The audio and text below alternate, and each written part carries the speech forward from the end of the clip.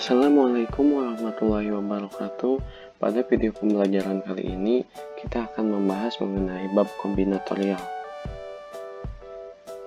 Kombinatorial adalah cabang matematika untuk menghitung jumlah penyusunan objek-objek tanpa harus mengenumerasi semua kemungkinan susunannya. Jadi, jika kita akan menghitung jumlah penyusunan dari sebuah objek, kita tidak perlu mencoba satu persatu, dan cukup hanya menggunakan rumus-rumus yang ada di kombinatorial ini. Kita lanjut. Selanjutnya kita membahas mengenai kaidah dasar menghitung. Dalam kaidah dasar menghitung ini ada kaidah perkalian dan kaidah penjumlahan. Pada kaidah perkalian ini misalkan percobaan pertama sebagai P hasil dan percobaan kedua sebagai Q hasil, dimana contoh dari percobaan ini misalnya seperti melempar dadu atau percobaan melempar koin. Dan untuk mendapatkan hasil dari percobaan 1 dan percobaan 2 adalah dengan dikalikan. Dan kaidah perkalian ini mempunyai sebuah kata kunci yaitu dan. Sedangkan dalam kaidah penjumlahan mempunyai kata kunci yaitu atau. Dengan cara mendapatkan hasilnya yaitu ditambah.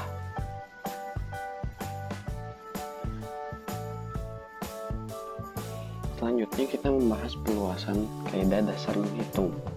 Berbeda dengan kaidah dasar menghitung tadi yang hanya mempunyai 2 percobaan, perluasan kaidah dasar menghitung ini mempunyai n percobaan. Bisa dilihat rumusnya P1, P2, dan seterusnya. Kita masuk ke prinsip inklusi dan eksklusi. Prinsip ini diterapkan dalam kejadian di mana di kejadian A dan kejadian B terdapat kejadian yang beririsan, sehingga gabungan dari kedua kejadian tersebut adalah kejadian A ditambah dengan kejadian B dan dikurang dengan kejadian yang beririsan tersebut. Lalu tujuan dari prinsip inklusi dan eksklusi ini ialah agar dalam menghitung suatu himpunan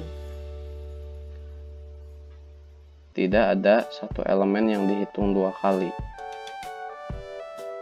Di sini ada sebuah contoh soal. Setiap byte disusun oleh 8 bit. Berapa banyak jumlah dimulai dengan 11 atau berakhir dengan 11?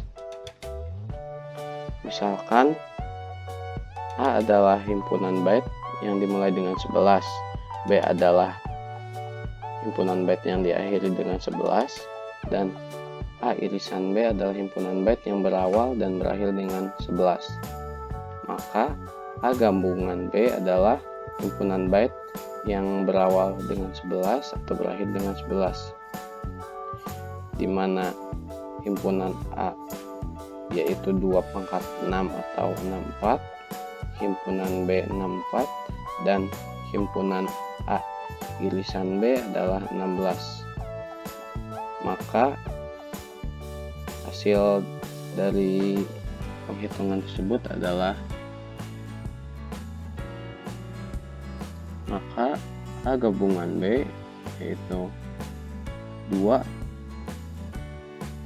pangkat, maka A gabungan B hasilnya adalah 64 ditambah 64 dikurang 16 yaitu 112. Oke, kita lanjut. Kita masuk ke permutasi. Permutasi adalah jumlah urutan berbeda dari pengaturan objek-objek. Permutasi ini merupakan bentuk khusus aplikasi kaidah perkalian. Misalkan jumlah objek adalah n, maka urutan pertama dipilih dari n objek, lalu urutan kedua dan dari n kurang 1 objek, dan seterusnya sampai dipilih dari satu objek yang tersisa. Jadi rumus dari permutasi ini adalah N dikali N kurang 1 dikali N kurang 2 dan seterusnya sampai 1. Kita lanjut. Kita masuk ke permutasi R dari N. Permutasi R dari N elemen adalah jumlah kemungkinan urutan R buah elemen yang dipilih dari N buah elemen dengan R kurang sama dengan dari N, yang dalam hal ini pada setiap kemungkinan urutan tidak ada elemen yang sama. Dan ini adalah rumusnya, dan bisa disederhanakan menjadi N faktorial dibagi N dikurang R faktorial. Kita lanjut. Kombinasi. Bentuk khusus dari permutasi adalah kombinasi. Jika pada permutasi tadi urutan kemunculan diperhitungkan, maka kombinasi ini urutan kemunculannya diabaikan. Ini adalah rumus dari kombinasi, yang dimana C, N, R sering dibaca N diambil R, artinya R objek diambil dari N buah objek. Kombinasi R elemen dari N elemen atau C dalam kurung NR adalah jumlah pemilihan yang tidak terurut R elemen yang diambil dari N buah elemen. Kita masuk ke permutasi dan kombinasi bentuk umum, di mana permutasi dan kombinasi bentuk umum rumusnya itu sama, yaitu N faktorial per N1 faktorial dikali N2 faktorial dan selanjutnya. Selanjutnya kita masuk ke kombinasi dengan pengulangan dengan rumus sebagai berikut. Kita masuk ke koefisien binomial, di mana koefisien binomial ini adalah sebuah penjabaran dari X plus Y pangkat 0, 1, 2, dan seterusnya,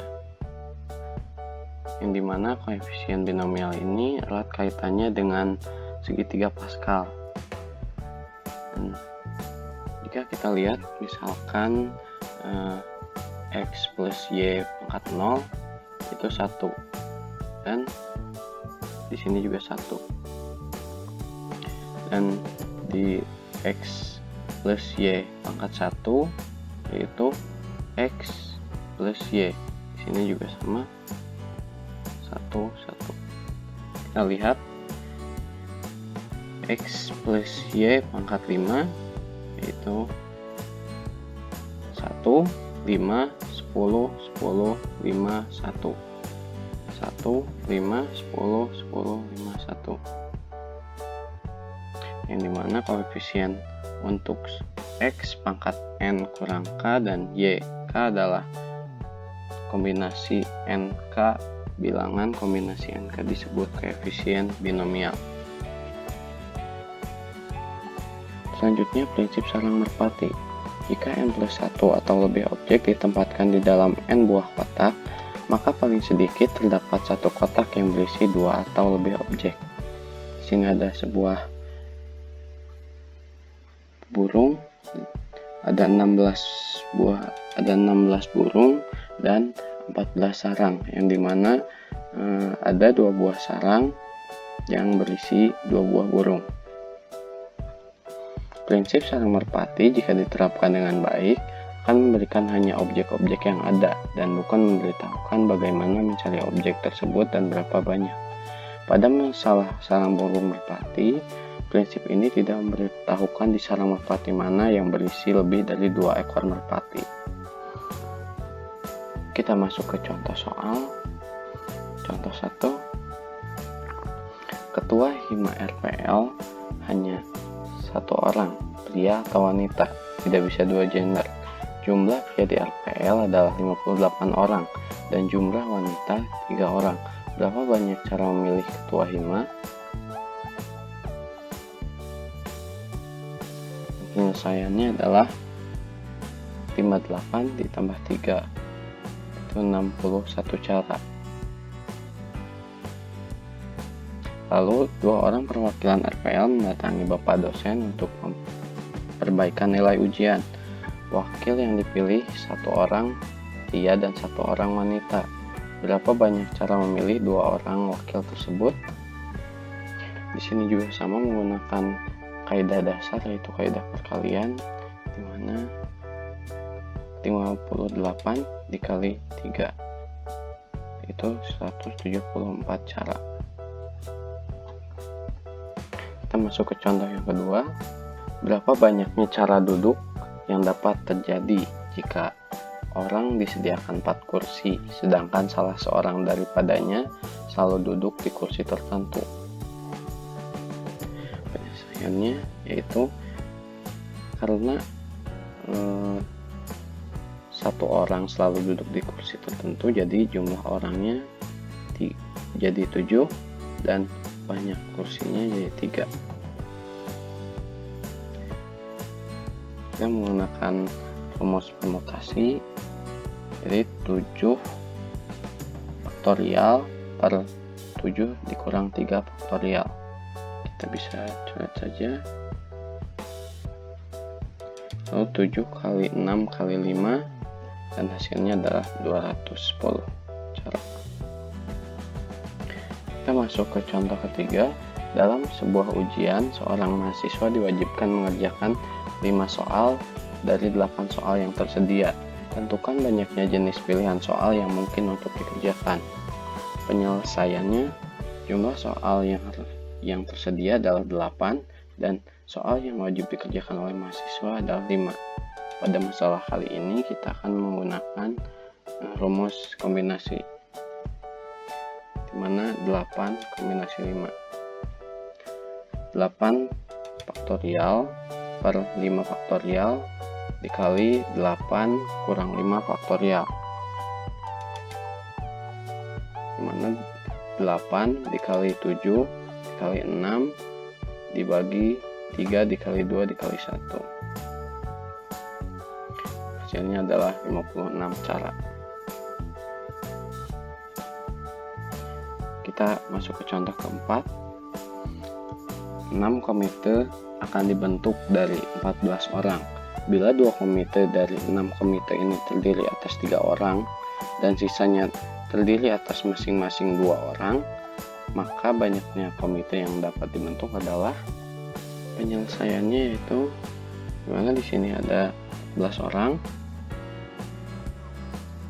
lalu akan dibentuk menjadi 6 komite, yang dimana komite tersebut terdiri atas 3 orang, 2 tertib, dan sisanya adalah 2. Jadi 3, 3, 2, 2, 2, 2.